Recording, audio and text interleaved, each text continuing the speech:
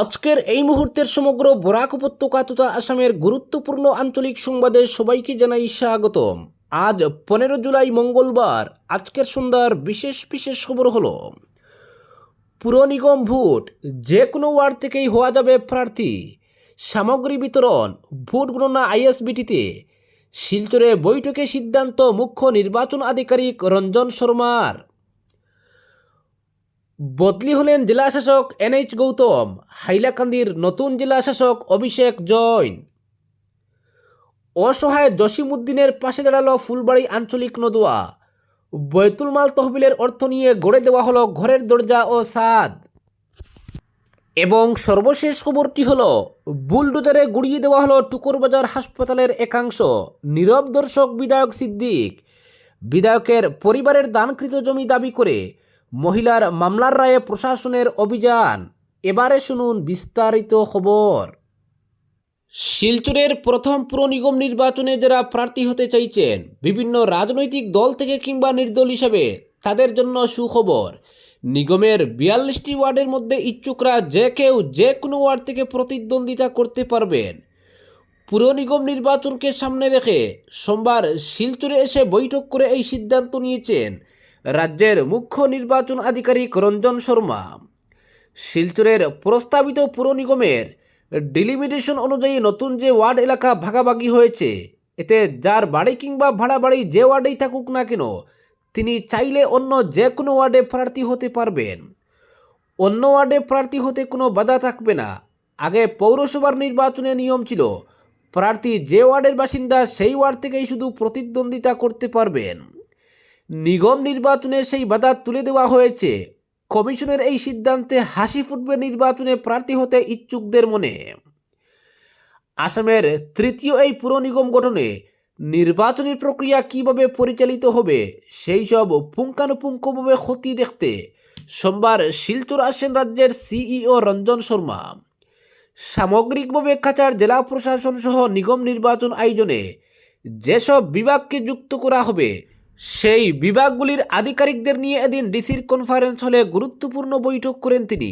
বৈঠকে উপস্থিত ছিলেন কাছাড়ের জেলা শাসক মৃদুল যাদব, পুলিশের দক্ষিণ আসাম রেঞ্জের deputy inspector general Kankanjyoti Saikia, DDC নরসিংবে, জেলা নির্বাচন আধিকারিক মাসি টপন সহ আরও অনেকে।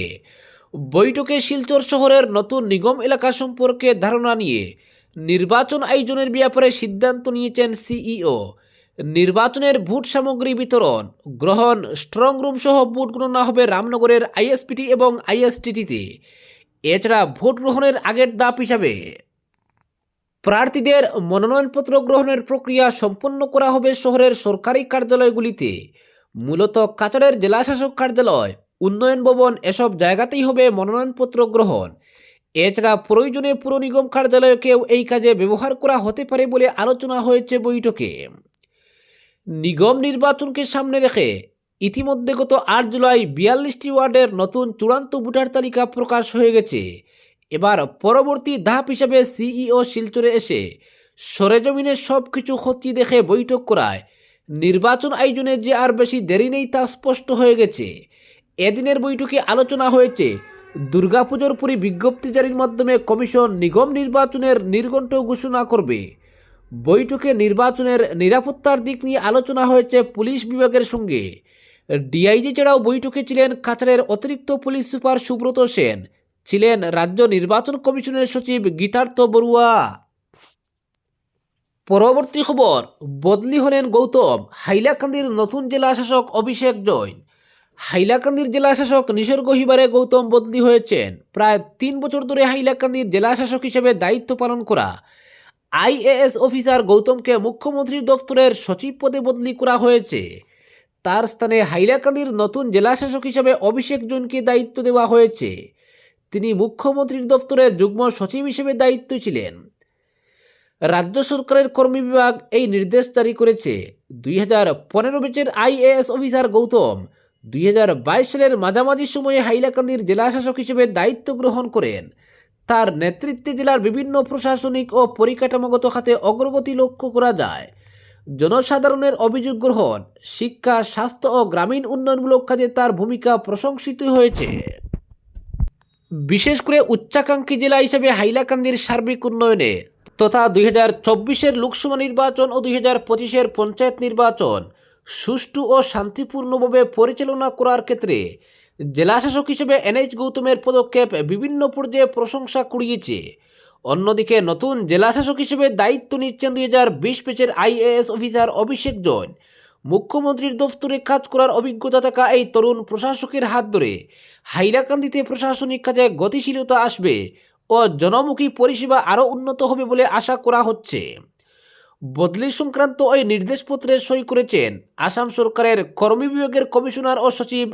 পরবর্তী খবর, বিধায়ক সিদ্দিক আহমেদের পৈতৃক ভিটায় টুকরবাজার প্রাথমিক হাসপাতালে প্রশাসনের উচ্ছেদ অভিযান চলল সোমবার। এক মহিলার মামলার প্রেক্ষিতে আদালতের নির্দেশে চলে এই অভিযান।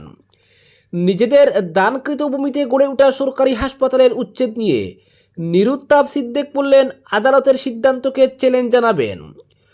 জনৈক মহিলার মালিকানা দাবি মামলার ভিত্তিতে আদালতের সিদ্ধান্তে কঠোর পুলিশি নিরাপত্তায় বুলডোজারে গুড়িয়ে দেওয়া হয়েছে ভারত বাংলাদেশ সীমান্তবর্তী বৃহত্তর এলাকার সরকারি স্বাস্থ্য কেন্দ্রের একটি অংশ। রাজ্যের নানা প্রান্তে চলা উচ্ছেদের আবহেই এবার সরকারি হাসপাতালে প্রশাসনের উচ্ছেদ অভিযান চলল দক্ষিণ করিমগঞ্জে। সোমবার সমষ্টির বিধায়ক সিদ্দিক আহমেদের পৈতৃক এলাকা ও পরিবারের দান করা জমিতে স্থাপিত টুকরবাজার প্রাথমিক হাসপাতালে উচ্ছেদ চালিয়ে আংশিক গুড়িয়ে দিয়েছে প্রশাসন।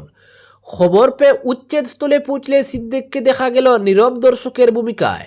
স্থানীয় জনৈক মহিলার মামলার ভিত্তিতে আদালতের নির্দেশে প্রশাসনের বুলডোজারে ভেঙে দেওয়া হয় হাজারো মানুষের ভরসার টুকরবাজার হাসপাতালের একটি অংশ।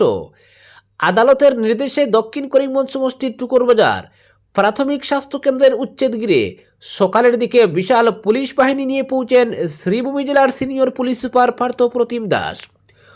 প্রথমে নিলামবাজার সহকারী ভূবাসন আধিকারিকের কার্যালয়ের দায়িত্বপ্রাপ্ত কর্মীরা মাপজোখ করে একটা বিশেষ অংশ চিহ্নিত করার পর সেই অংশ এক্সকেভেটর লাগিয়ে গুড়িয়ে দেওয়া হয়েছে।